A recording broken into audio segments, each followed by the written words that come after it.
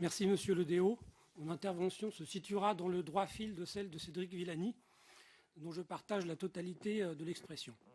Je voudrais tout d'abord rappeler quelques phrases de la déclaration de l'Association des journalistes scientifiques rendue publique le 15 octobre dernier sur deux notions cruciales pour la qualité de l'information du public, l'embargo et la confidentialité.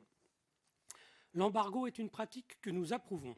Mis sur un article publié dans une revue scientifique, il consiste à interdire de le citer avant sa publication. Cela ne vise en aucun cas à assurer à cette revue une position commerciale ou une exclusivité de l'information au sens du scoop tant recherché par la presse généraliste. L'objectif unique est la qualité de l'information tant des scientifiques que du public. L'embargo permet aux journalistes spécialisés en sciences et accrédités auprès des revues de disposer à l'avance des articles afin de les soumettre au regard critique de scientifiques qui peuvent être laudateurs comme négatifs. Cette démarche repose sur un traitement équitable. Tous les journalistes accrédités disposent de l'information et non un groupe choisi, ainsi que sur la vigilance et la modestie des journalistes scientifiques, bien placés pour savoir les limites de leurs connaissances et la complexité des informations de la science, en particulier le fait qu'une étude publiée ne sera pas nécessairement confirmée par la suite. A l'inverse, nous récusons et condamnons la clause de confidentialité imposée par l'équipe de Gilles-Éric Serralini.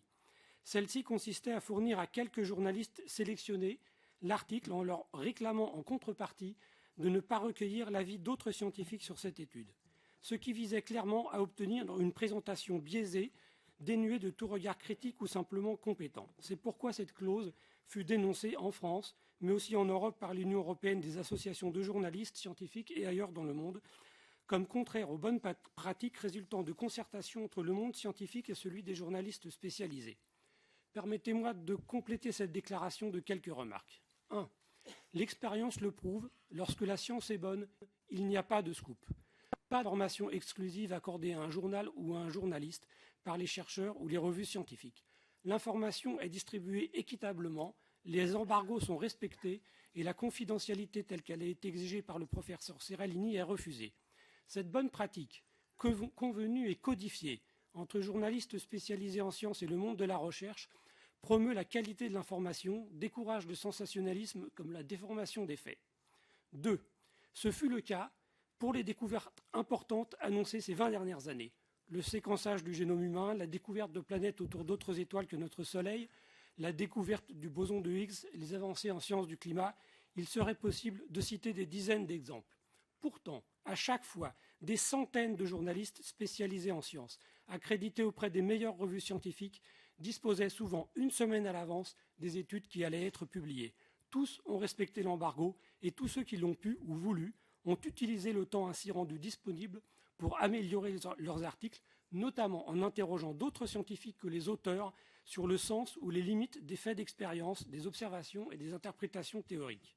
3. Lorsque la science est bonne et que pourtant elle se trompe, ce qui est normal, il n'y a pas non plus de rupture avec ces bonnes pratiques.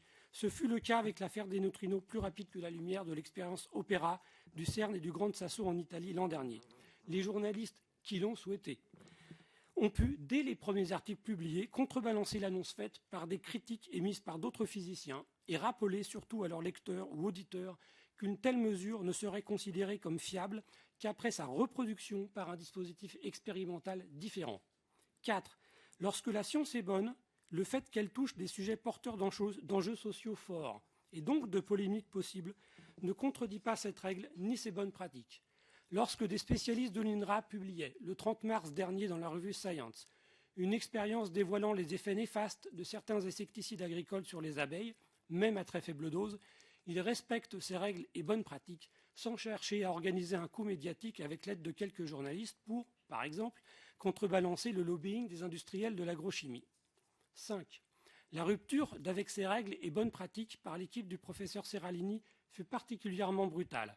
Le choix de cibler quelques journalistes sur des critères autres que leurs compétences sur le sujet et de leur confier l'article en échange de leur signature en bas d'un document, les menaçant d'une lourde sanction financière s'ils le soumettaient à l'analyse d'un autre scientifique, ne peut s'expliquer que par la volonté de manipuler l'opinion publique.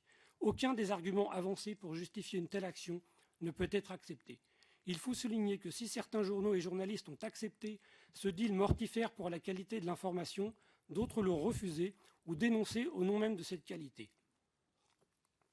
Il était bien sûr prématuré, le jour de la publication de ces articles, de transformer la formule « lorsque la science est bonne, il n'y a pas de scoop » en son inverse « lorsqu'il y a scoop, c'est que la science est mauvaise ».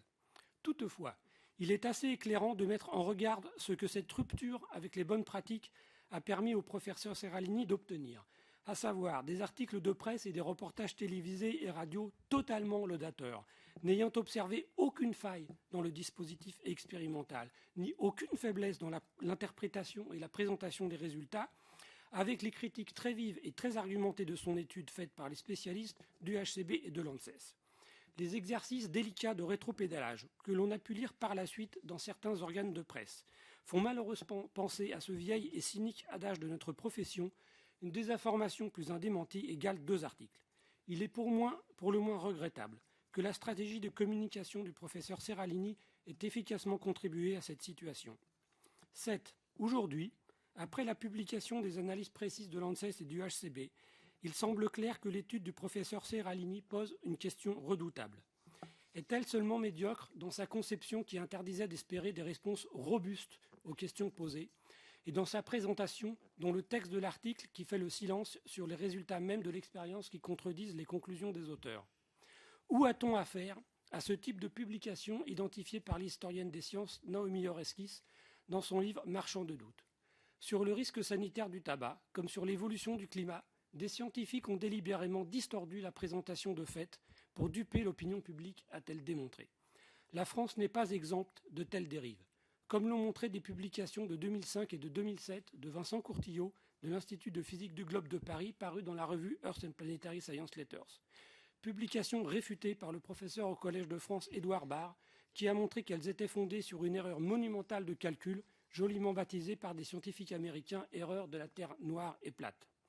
Il est troublant de constater que le soutien majeur mis en avant par Gilles Éric Seralini lors de son audition précédente fut le statisticien Paul Dehevels de l'Académie des sciences. Troublant, car M. Dehevels a remis, en décembre 2010, au nom du Club de l'Horloge, le prix Lysenko au climatologue Jean Jouzel pour dénoncer une soi-disant imposture de la communauté scientifique en climatologie. Cette insulte faite à Jean Jouzel, assimilée à un truand de la science associé à un dictateur, s'étend à l'ensemble des climatologues. À cette occasion, M. Dehevels a montré que la vérité scientifique n'est pour lui rien devant sa conviction idéologique. Il a également montré qu'il avait une ignorance remarquable des informations de base en climatologie. Vous me répondrez lorsque j'aurai... Arrêtez ce monsieur, parce que si on pratique... 8e point. Le retentissement médiatique et politique, vous me répondrez plus tard. Le retentissement médiatique et politique de cette affaire sert-elle le débat démocratique? Certains l'affirment et prétendent que, même si cette étude n'est pas probante au plan des méthodes scientifiques et non conclusives, elle permet de poser des questions sur le fonctionnement du système d'expertise publique des risques sanitaires des produits agrochimiques et issus du génie génétique. Mais les bonnes questions sont-elles posées?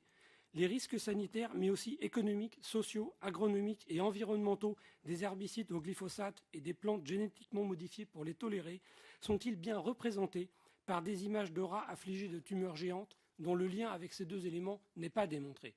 Et ces images vont-elles générer un débat public de qualité, des décisions démocratiques utiles pour la prévention de ces risques, fondées sur des analyses scientifiques et une détermination explicite des choix de société? En l'occurrence, avec quelle agriculture voulons-nous vivre? Ne faut-il pas l'orienter vers le non-usage des herbicides, comme le suggère l'INRA? Il est bien sûr permis de l'espérer. Il est probablement plus lucide de considérer qu'il y aurait là une sorte de miracle social et politique, car rien n'autorise à penser que le niveau d'information du public comme des responsables politiques s'est amélioré avec cet épisode, même si on peut espérer que la séance d'aujourd'hui me contredise. En témoigne en tout cas le brouillage complet des positions, puisque la simple exigence de clarté quant aux informations scientifiques a été assimilée par les partisans du professeur Seralini à un soutien aux plantes génétiquement modifiées ou à l'agrochimie, voire aux protocoles réglementaires actuels ou au secret industriel, ce qui très souvent n'était absolument pas le cas. 9 et dernier point, la qualité de l'information du public et probablement de nombreux responsables politiques a pâti de la méthode médiatique utilisée par le professeur Seralini. Le simple respect de bonnes pratiques dans les relations entre le monde scientifique et les journalistes aurait sans doute permis une meilleure information sur ce sujet complexe, même s'il ne faut pas s'illusionner sur ce point. Il faut donc promouvoir ces bonnes pratiques dans le milieu scientifique comme chez les journalistes, en particulier vers les directions des organes de presse qui souhaitent souvent s'en affranchir. C'est ce que l'Association des journalistes scientifiques a voulu faire par sa déclaration du 15 octobre dernier. Je vous remercie de votre attention. Merci beaucoup. Je vais vous donner la parole. Ce que je voudrais dire, c'est que M. Huet s'est exprimé au nom de l'Association des journalistes scientifiques et de la presse d'information. Il vous a cité nommément et je vous donne la parole.